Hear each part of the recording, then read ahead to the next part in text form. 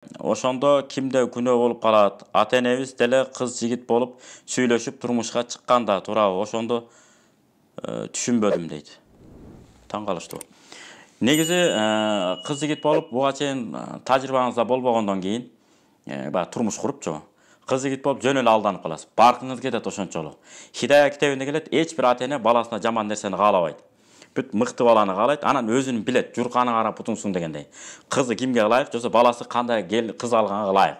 Ар ким өз тең-теңи менен, тезек кабы менен дегендей, карап, анан учуру келгенде, убакыт сааты келгенде, анан баягындай сөз салышып, куда түшүп, ар ким өзүнүн теңин билет, ылайыгын билет. Андан кийин анан бир-эки сөз сүйлөшкөндөн кийин анан темалар бар атайын.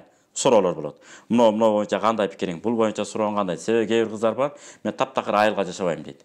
Кээ бир бар, мен шаарга жашабайм деши мүмкүн. Эми ар кандай, шаарга жашабайм дегендер аз эле болушу мүмкүн. Бүт эле мен шаарга жашайм, айылга кетпейсиңби деп сурагандар көп. Ошон үчүн алып ажырашкандан көрөк, алганга чейин жакшылап сүйлөшүп алып туруп, мына убакыт сааты келгенде, анан кийин эмне болуш керек? Турмуш жолун улантыш керек. Негизи болбойт, кыз жигит болуп жүрө бербеш керек. Туура эмес.